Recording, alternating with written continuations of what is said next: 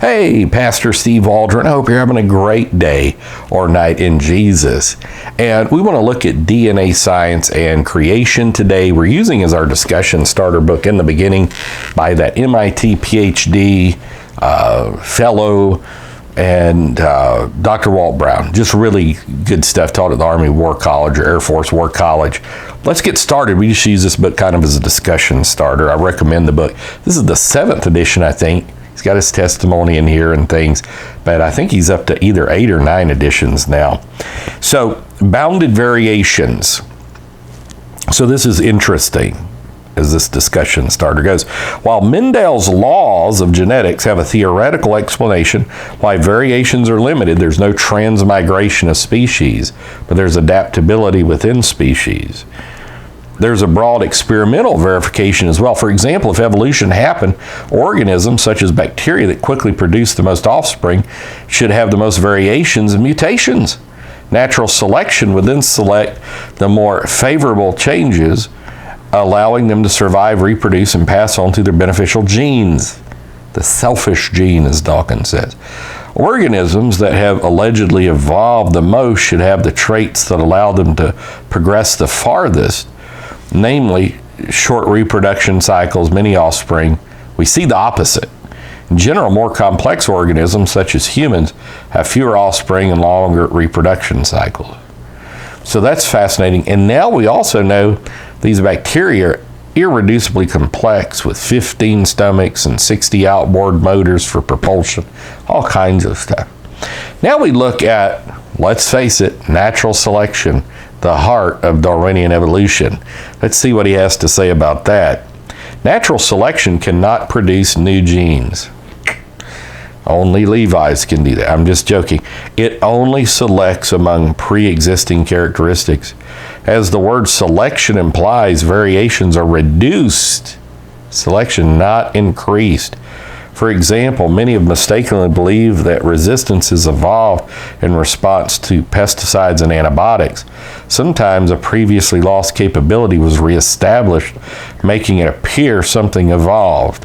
But again, that's just adaptability within a species, not the transmigration of a species, bacteria to giraffe or camel or something. Sometimes a mutation or variation damaging to the bacteria reduced the antibiotic's effectiveness even more. Sometimes a few resistant insects and bacteria were already present when the pesticides and antibiotics were first applied. When the vulnerable insects and bacteria were killed, resistant varieties had less competition, therefore proliferated. The variations Darwin observed among finches on different Galapagos Islands is another example of natural selection, producing micro, not macro, evolution. While natural selection sometimes explains the survival of the fittest, it does not explain the origin of the fittest. Survival, the best goes, but not the origin. The chains are missing, the evolutionary trees are missing. Actually, natural selection prevents major evolutionary changes because it makes it the best addition of itself. So it doesn't want to change anymore. Then we come to mutations, which are very popular supposed mechanisms for evolution. Mutations are the only known means by which new genetic material becomes available for evolution. Rarely, if ever, is a mutation beneficial to an organism in its natural environment. Almost all observable mutations are harmful. Some are meaningless, many are lethal. No known mutation has ever produced a form of life having greater complexity, viability than its ancestors. The microwaving of fruit flies, which I did in biology in 9th grade, does not benefit the fruit flies. And he comes to fruit flies then.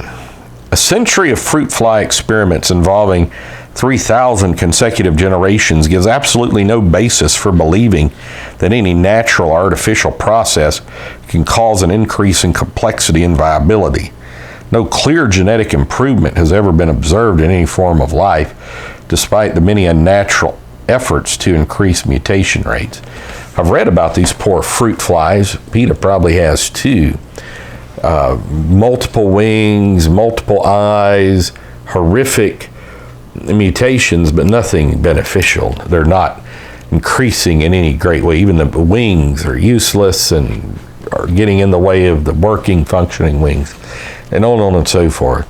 So evolution could not have happened. God bless you. We may continue on in this, looking at the life sciences and creation. Talk with you later. God bless. Bye-bye.